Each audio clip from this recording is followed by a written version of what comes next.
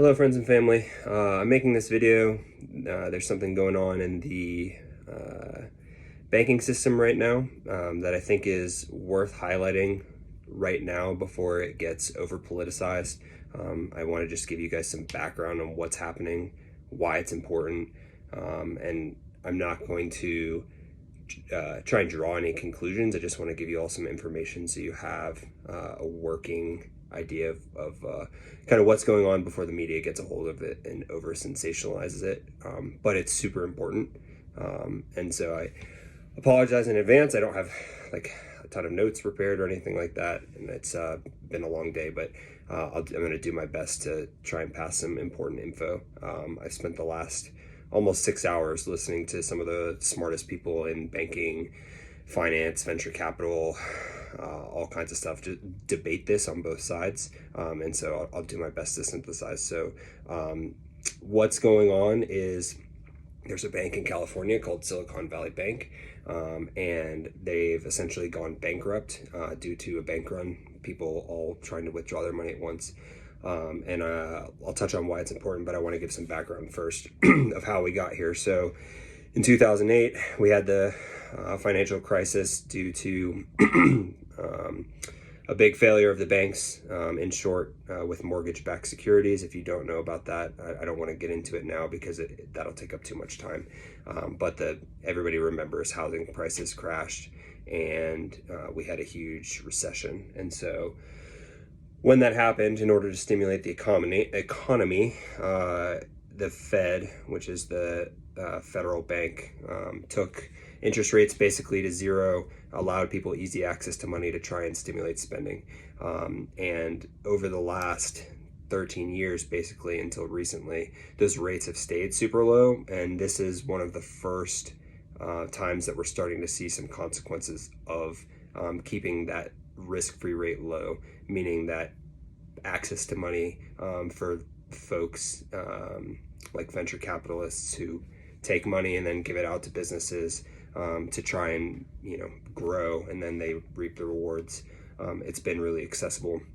And so like I said, basically leading up to COVID, we slowly started ramping those rates back up, and then COVID hit, and in order to stimulate the economy again, the Fed took the rates back to zero, and we held it there for a really long time. And what did that allow? It allowed a lot of large companies and investors really basically free money to go invest. And so that had a lot of effects, but in this particular case, people starting businesses in California, Silicon Valley, basically anybody with half an idea got a ton of money. And so this particular bank, Silicon Valley Bank, specialized in taking care of startup businesses. And so they had lots of connections, and all the wealthy people that gave these tiny businesses, startups, money were like, you need to use this bank. And so that's primarily who used it, was startup companies. And so because there was so much free money and so many businesses starting, they got a ton of deposits. And the bank can't just sit on deposits. They have to put that money to work. And so they did at the time what they thought was a smart idea, which is, hey, we have all this extra money. We don't want to mess this up. So we're going to go buy treasury bills, bills from the government, bonds. And they bought 10-year treasury bills, meaning they're going to give you, in this example, say $100. And 10 years from now, the government's going to give them back $102. So it was a 2% treasury bill. So they bought a ton of these, which was a poor decision, and we'll talk about why here in a second. But for now, we'll just say they took all their deposits, they bought a ton of treasury bills, and life was good until we started having this massive problem with inflation. Well, why did we have inflation? Because there was so much free money floating around that people were buying a ton of stuff they didn't need. That means that the people selling that stuff charge more money, thus inflation goes up. So as you guys all know, the Federal Reserve, the Fed, has started raising interest rates to try and combat this. Well, we're starting to see, again, the first wave of effects of that, which is those 10-year 2% T-bills that this bank owns become worth less money. Why? Because now people can go to the Federal Reserve and buy T-bills at, I think right now they're 4.5%. So thus makes sense if I can give them $100 and get $104 back. The bills that I only get $102 back from aren't worth as much.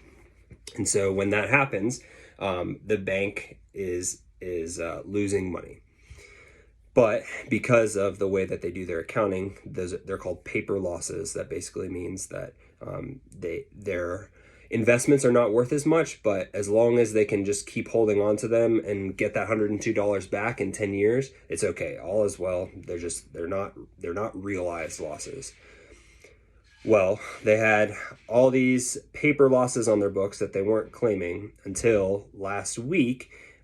Some maybe not so well-intentioned venture capitalists put out the fact that this bank was at risk for a serious problem because of the fact that they had so many of these 10-year 2% T-bills that, hey, if they have to pay out their financial obligations, if the people that have deposited money in that bank want their money back, the only way that the bank can get that money back is selling those T-bills. Well, guess what? Those T-bills are no longer worth $102. They're worth, say, $90 because there's better ones out there that people can get.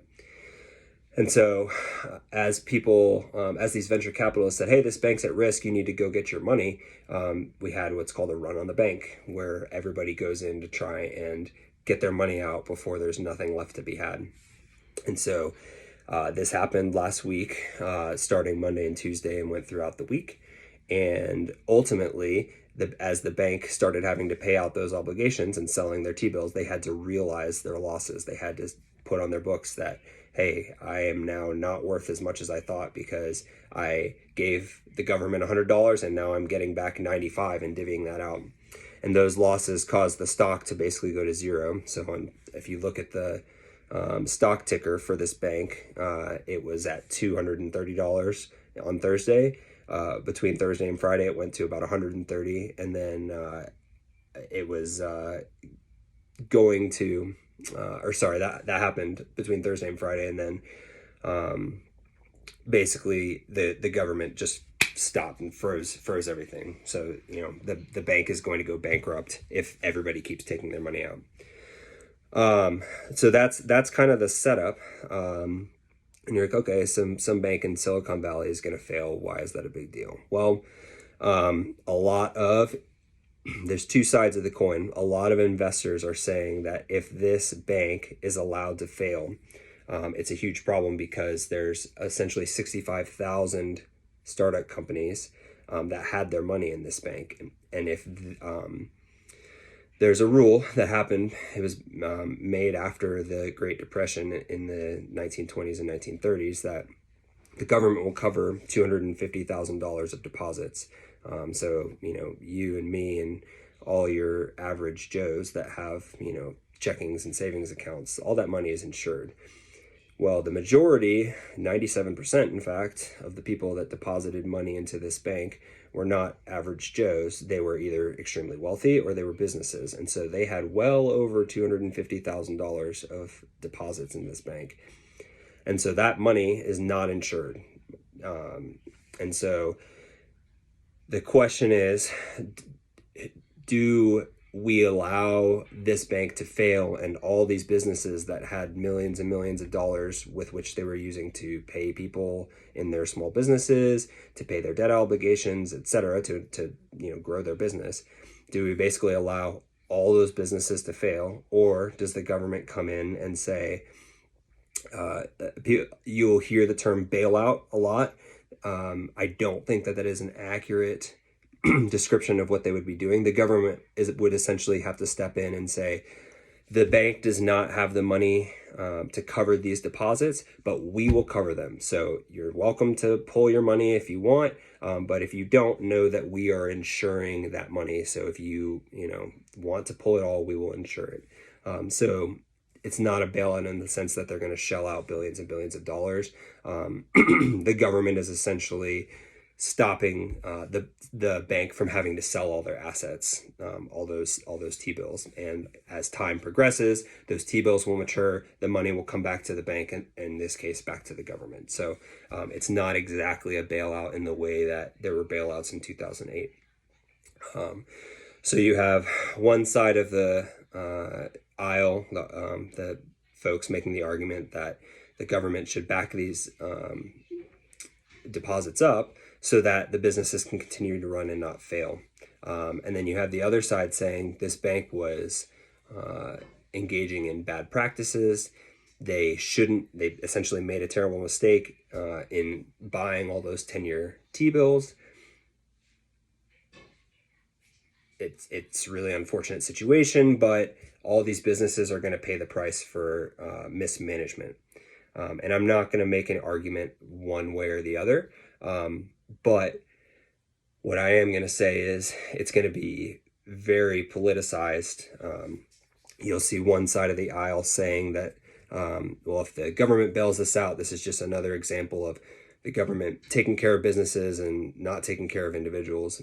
And you'll have other people saying, if the government doesn't bail this bank out, there is going to be systemic risk that all the other banks that have businesses who have deposits in their banks are going to be in danger of the exact same thing happening, because there are other banks that have not necessarily to the extent that Silicon Valley Bank did, but that have a very similar balance sheet. And if they get a run on the banks where everybody tries to pull their money out, it's going to be the same thing. Even banks as large as Wells Fargo, Bank of America, if you look at their balance sheets, you'll see that they have not to the extent that Silicon Valley Bank had, but they have a similar setup. So the concern is if people lose faith in the banking system, everybody will go take their money out, and it could cause a massive recession.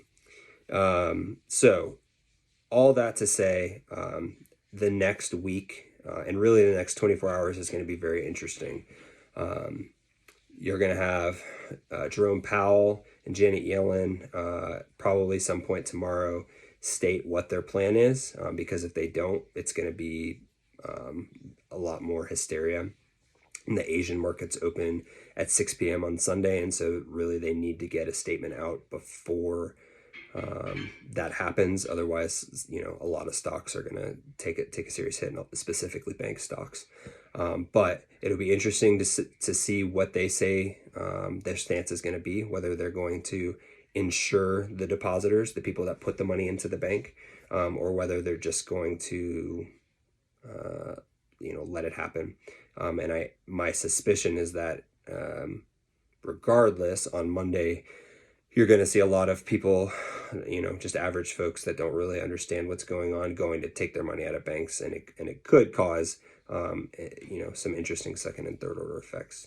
So, again, I can't really take credit for any of this information. It's all stuff that I heard during the discussion today that I've read, over the last 24 hours. So if I misrepresented anything or misspoke, apologies. Please feel free to check your own sources and fact check me. But I thought it would be worthwhile to take some time, explain what was going on, because if you start seeing stuff in the local news about people being concerned about getting their money out of banks, this is kind of the genesis of it. And I do want to emphasize that for all of us who have money in checkings and savings accounts, our accounts are insured up to $250,000 through the FDIC, and you do not need to worry about it, disappearing or going away. It's really the larger businesses, in this case, that could have some risk on that end. So feel free to reach out with questions. Hopefully it's helpful, or at least interesting. And talk to you later. See ya.